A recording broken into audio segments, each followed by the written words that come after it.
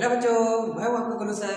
आज मैं आपके लिए लेके आया हूँ कक्षा 9वीं के अध्याय 14 जिसका नाम है वृत्त का त्रिज्यखंड एवं चाप की लंबाई। जैसे कि आपको पता है कि इस अध्याय में आपको और अन्य प्रश्नावली देखने को नहीं मिलेगा, सिर्फ इसमें एक प्रश्नावली रहेगा। लेकिन प्रश्नावली में जाने से पहले आपको कुछ इंपॉर्टेंट उदाहरण को भी बता दिया जाएगा, क्योंकि एग्जाम में आपका सिर्फ प्रश्नावली का क्वेश्चन आएगा ऐसा तो है नहीं, कुछ कुछ क्वेश्चन हमको उदाहरण से भी देखने को मिलते हैं। तो जैसे कि आपके ग्रीन बोर्ड में दिखाई दे रहा है एक इंपॉर्टेंट उदाहरण, उससे हम शुरुआत करते हैं अपने अध्याय का। तो देखिए उदाहरण नंबर 7 में बोला गया है, एक 21 सेंटीमीटर त्रिज्या वाले वृत्त से एक त्रिज्याखंड काटा गया है और जो केंद्र पर 120 अंश का कोण अंतरित करता है। त्रिज्याखंड के चाप की लंबाई एवं क्षेत्रफल ज्ञात कीजिए। तो यहाँ पर हमको दो क्वेश्चन मिला हुआ है, एक तो त्रिज्याखंड के चाप की लंबाई निकालना है पहला प्रश्न, और दूसरा उस त्रिज्याखंड का क्षेत्रफल निकालना है। एक ही प्रश्न में हमको दो क्वेश्चन दे दिया गया है, तो आपको इन दोनों चीजों का फार्मूला याद होना चाहिए, एक तो त्रिज्याखंड के चाप की लंबाई का और दूसरा त्रिज्याखंड के क्षेत्रफल का।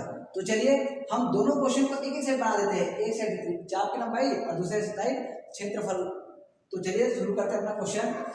ये हो गया हमारे पास धर्म, आपको दोनों का फार्मूला पता होना चाहिए है ना। तो पहले हमको क्या कह दिया है इसको हम पहले बता देते हैं। तो पहला तो हमको मिला है वृत्त की त्रिज्या, ये हो जाएगा हमारे पास वृत्त की त्रिज्या। वृत्त की त्रिज्या को हम किससे दर्शाते हैं, इसको हम दर्शाते हैं आर से। ये हो जाएगा वृत्त की त्रिज्या बराबर 21 सेंटीमीटर। और केंद्र पर बना कोण, केंद्र पर बना कोण है 120 अंश, जिसको हम दर्शाते हैं थीटा से। ये हो जाएगा हमारे पास केंद्र पर बना कोण, केंद्र पर बना कोण। तो केंद्र पर बना कोण को हम दर्शाते हैं किससे, थीटा से।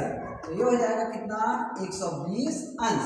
तो जो चीज हमको दिया गया है उसको हमने लिख दिया। अब हमारे पास आता है प्रश्न का त्रिज्याखंड की चाप की लंबाई। तो ये हो जाएगा हमारे पास त्रिज्याखंड की चाप की लंबाई, चाप की लंबाई। तो चाप की लंबाई का सूत्र और त्रिज्याखंड के क्षेत्रफल का सूत्र आपको याद होना चाहिए।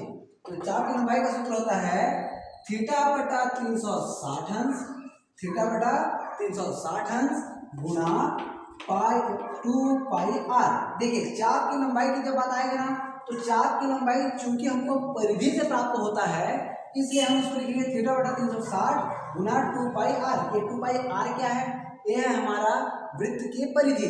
तो चाप की लंबाई जो है वृत्त के परिधि से प्राप्त होता है, इसलिए हो जाएगा थीटा बटा 360 गुना 2 पाई आर। तो अब मान रख दीजिए, थीटा का मान देखते हैं। तो ये मिला हमको 120 अंश, ये हो जाएगा 120 अंश बटा में कितना दिया हुआ है 360 अंश गुना 2 का 2 रहा, पाई का मान होता है 22 बटा 7 गुना आर का मान क्या होता है यहाँ पर दिया गया है, आर का मान क्या दिया गया है 21। तो ये हमने मान रख दिया 21। तो चलिए अब इसको जो जो कट रहा है उसको कटा देते हैं। 0 से 0 कट गया, 12 एकम 12, 12 तिया 36, 7 एकम 7 और 7 तिया 21, 3 एकम 3 और ये हो जाएगा 3 एकम 3। तो हमारे पास टोटल संख्या कट गया, सिर्फ क्या क्या चीजें बचा है, एक तो बचा हुआ है 2 और दूसरा क्या बचा हुआ है 22। ये हो जाएगा हमारे पास 2 गुना 22 और 2 गुना 22 होगा 44 सेंटीमीटर। देखिए चाप की लंबाई जो आएगा वो सेंटीमीटर में आएगा, क्योंकि ये सिर्फ लंबाई दिया गया है ना। अब हमारे पास जो नेक्स्ट प्रश्न आया है वो क्या होगा, त्रिज्याखंड के क्षेत्रफल का क्या निकालना है हमको, त्रिज्याखंड के क्षेत्रफल। तो ये हो जाएगा हमारे पास त्रिज्याखंड का क्षेत्रफल। अब क्योंकि त्रिज्याखंड का जो क्षेत्रफल आएगा वो वृत्त के क्षेत्रफल से निकलेगा। देखिए चाप की लंबाई कैसे निकला था, परिधि से, इसलिए हमने यहाँ पर क्या लगाया 2 पाई आर, परिधि का सूत्र लगाया। लेकिन त्रिज्याखंड का क्षेत्रफल जो आएगा वो किससे आएगा, वृत्त के क्षेत्रफल से, इसलिए ये हो जाएगा हमारे पास थीटा बटा 360 गुना पाई आर स्क्वायर, क्योंकि ये वृत्त के क्षेत्रफल से प्राप्त होगा। अब देखिए बस हमको फिर से मान रखना है, थीटा का मान 120 अंश बटा में पहले से दिया है 360 अंश और गुना में पाई का मान 22 बटा 7 और आर का मान हमने कितना प्राप्त किया हुआ है 21। तो चूंकि आर का वर्ग है तो ये हो जाएगा 21 का वर्ग। अब 0 से 0 कट गया, 12 का 12, 12 दिया 36। अब यहाँ पर हमारे पास आ जाएगा 22 गुना, यहाँ पर देखिए 22 गुना 21 का यहाँ पर वर्ग है, तो ये हो जाएगा 21 गुना 21। जिस संख्या का वर्ग होता है या जिसका घात जितना होता है उस संख्या को उतने बार गुणा होता है। तो नीचे में हमारे पास क्या बचा है 3 गुना 7, तो ये हो जाएगा 3 गुना में 7। तो आपको दिखाई दे रहा होगा 3 7 21 हो जाएगा, या तो ये कह सकते हैं 7 1 7 7 21, 3 से 3 कट गया, 3 एकम 3 और ये 3 एकम 3 कह सकते हैं ना। अब 21 गुना 22 गुना 21 बचा हुआ है, गुणा कर दीजिए। तो 21 दूनी 42 कर दो, बच गया हमारे पास 4, 21 दूनी 42, 42 और 4 46, यह जाएगा 462। अब चूंकि ये क्षेत्रफल है और क्षेत्रफल का इकाई होता है वर्ग में, तो 462 वर्ग सेंटीमीटर, ये हो जाएगा हमारा आंसर। तो इस तरीके से आप त्रिज्याखंड का क्षेत्रफल और त्रिज्याखंड के चाप की लंबाई दोनों का फॉर्मूला अच्छे से याद कर लीजिएगा, क्योंकि इससे रिलेटेड क्वेश्चन आपको एग्जाम में पूछेगा ही पूछेगा। तो ये क्वेश्चन तो आपका हो गया। अब हम चलते हैं प्रश्नावली की ओर। तो चलिए बच्चों, आपके सामने में प्रश्नावली 14.1 का इंपॉर्टेंट क्वेश्चन नंबर 3 आ गया है। इसको अब हम हल करते हैं। तो क्वेश्चन है, घास के मैदान में एक घोड़ा 14 मीटर लंबी रस्सी से बंधा हुआ है, बताइए वह मैदान के कितने क्षेत्रफल की घास चर सकता है। तो आप इमेजिन करिए कि कोई घोड़ा है, उसको एक खुले मैदान में 14 मीटर रस्सी से बांध दिया गया है, बल्कि मैदान का क्षेत्रफल कितना भी हो, लेकिन वो जो घोड़ा है कितने एरिया के घास को चर सकता है, सिर्फ 14 मीटर एरिया के घास को चर सकता है। लेकिन वो कौन से आकार में उस घास को चरेगा, उसको आप एक चित्र के माध्यम से समझिए। जैसे कि मान लो यहाँ पर एक रस्सी है, एक कील गड़ा दिया गया है, यहाँ पर से घोड़ा को बांध दिया गया है कितने मीटर लंबी रस्सी से, 14 मीटर लंबी रस्सी से।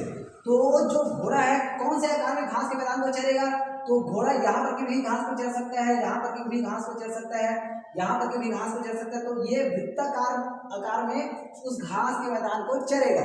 तो देखिए ये कौन से आकार में चरेगा, ये वृत्ताकार में चरेगा। देखिए इस तरीके से ये, तो ये 14 मीटर रस्सी जो बंधा है, तो ये इस वृत्त का कहलाएगा क्या, ये कहलाएगा त्रिज्या। क्या कहलाएगा, त्रिज्या। तो एक्चुअली में ये क्वेश्चन जो है वृत्त के क्षेत्रफल पूछा गया है। क्या पूछा गया है, ये पूछा गया है वृत्त का क्षेत्रफल। क्योंकि ये जो घोड़ा बंधा हुआ है मान लो, तो ये यहाँ पर ऐसे जाकर इस वर्गाकार या आयताकार में तो घास मैदान को नहीं चरेगा, वो इसको कौन सा आकार में चरेगा, वृत्ताकार में। मतलब हमको सिंपल सी बात है, इसमें हमको निकालना है वृत्त का क्षेत्रफल निकालना है। तो इसमें जो क्वेश्चन दिया है उसके हिसाब से हमारा थ्योरी जमेगा। तो चलिए शुरू करते हैं अपना क्वेश्चन। तो ये हो जाएगा हमारे पास घोड़े को बांधे गए रस्सी की लंबाई, ये हो जाएगा घोड़े को बांधे गए रस्सी की लंबाई, रस्सी की लंबाई। ये जो रस्सी की लंबाई है ये किसका काम करेगा, वृत्त के त्रिज्या का काम करेगा। तो एक्चुअली में ये क्या है, हमारा वृत्त का त्रिज्या, जिसको हम किससे दर्शाते हैं, आर से। बराबर में हो जाएगा कितना, 14 मीटर। तो ये हो जाएगा वृत्त की त्रिज्या का मान 14 मीटर। अब यहाँ पर हमको बोला गया है घास, कितने घास चर सकता है, तो घोड़ा द्वारा चरे गए घास, तो उसको हम क्या लिखेंगे, घोड़ा द्वारा चरे गए घास के मैदान का क्षेत्रफल, घास के मैदान का क्षेत्रफल। तो एक्चुअली में क्या है, यह है वृत्त का क्षेत्रफल। वृत्त का क्षेत्रफल हमको निकालना है। तो आपको पता है वृत्त के क्षेत्रफल का सूत्र क्या होता है, पाई आर स्क्वायर। क्या होता है, पाई आर स्क्वायर। तो चलिए लगा देते हैं फार्मूला। ये हो जाएगा हमारे पास पाई आर स्क्वायर। पाई का मान होता है 22/7। आर हमने कितना प्राप्त किया हुआ है, 14, और चूंकि आर का वर्ग है तो ये हो जाएगा 14 का वर्ग। अब आपको पता है कि वर्ग का मतलब होता है इस संख्या का 2 बार गुणा। तो ये हो जाएगा हमारे पास 22/7 गुणा 14 गुणा 14। तो ये देखिए अब इसको हम हल कैसे करेंगे, 7 एकम 7 और 7 दूनी 14।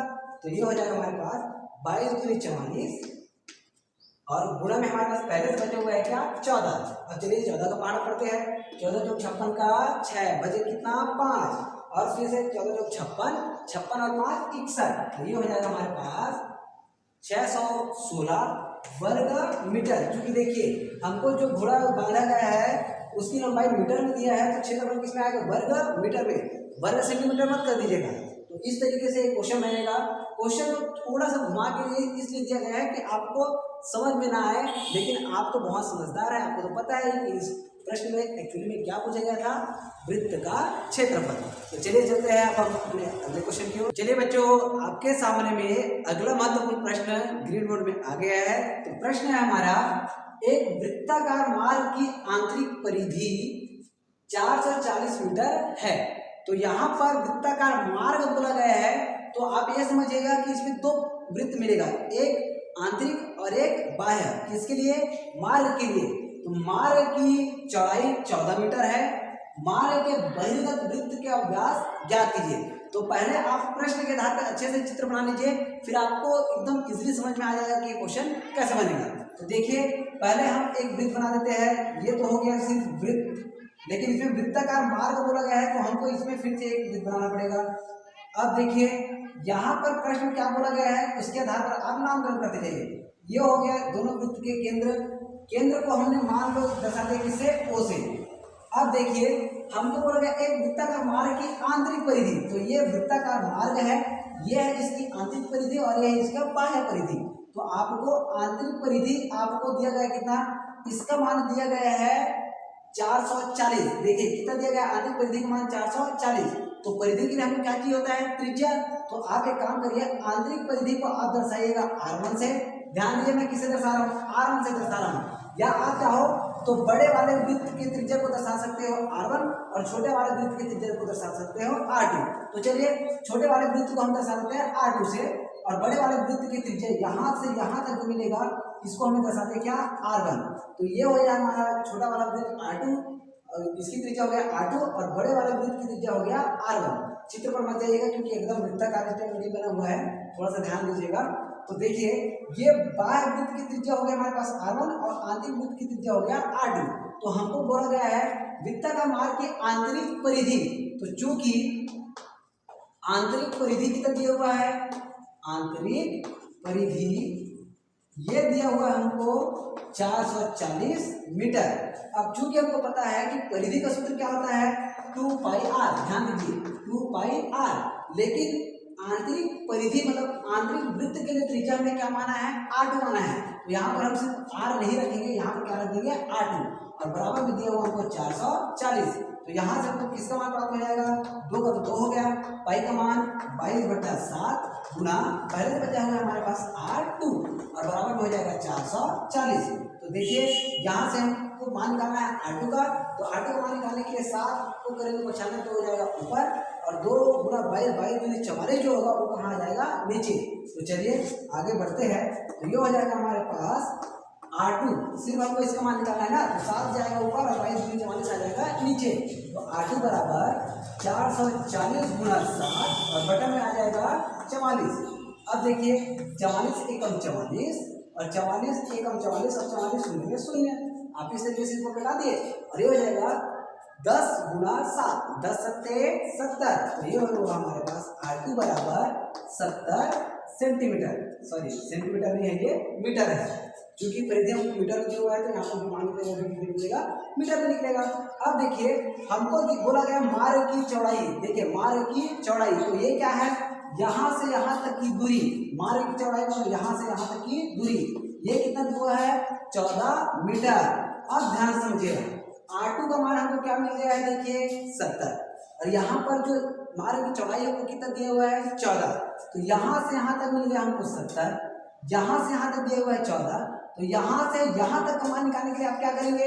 70 में जोड़ देंगे किसको? 14 को। तो यहाँ पर आप लिख दीजिए मार्ग की चौड़ाई, मार्ग की चौड़ाई ये दिया हुआ है कितना? 14 मीटर। अब हमको निकालना है बाह्य त्रिज्या। पहले क्या निकालना है? बाह्य त्रिज्या। तो ये हो जाएगा बाह्य त्रिज्या। बाह्य त्रिज्या को हमने किससे दर्शाया है? R1 से। तो R1 बराबर लिखा जाएगा क्या क्या निकलेगा? देखिए, आंतरिक त्रिज्या जो है उसमें मार्ग की चौड़ाई को जोड़ देंगे।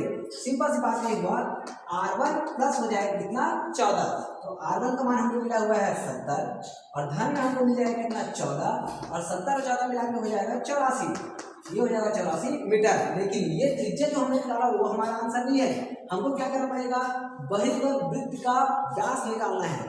तो चूंकि हमको पता है कि त्रिज्या जो होता है व्यास का आधा होता है या व्यास जो होता है त्रिज्या का दोगुना होता है, तो हमको यहाँ पर त्रिज्या मिल गया तो हम वहां से क्या प्राप्त कर सकते हैं, व्यास प्राप्त कर सकते हैं। तो चलिए बहिर्गत वृत्त का व्यास, तो बहिर्गत वृत्त का व्यास बराबर में हो जाएगा 2 गुना त्रिज्या। और 2 गुना त्रिज्या मतलब ये 2 का 2 रहा, त्रिज्या मतलब कौन सा त्रिज्या लेंगे हम, इसको हमने माना है R1, तो 2 गुना त्रिज्या मतलब R1 और बराबर हो जाएगा 2 गुना 84 और 84 गुनी यही कह सकते हैं 2 चौक 8 और 2 अट्ठे 16 तो 168 मीटर। तो इस तरीके से बहिर्गत वृत्त का व्यास हो गया 168 मीटर। तो आपको इस प्रश्नावली का जितने भी इंपॉर्टेंट क्वेश्चन है उदाहरण से भी और प्रश्नावली से सबको हल करा दिया गया है। तो आप इस वीडियो को ज़्यादा से ज़्यादा बच्चों तक शेयर करिए ताकि उनको भी एग्जाम में हेल्प हो सके। Thank you.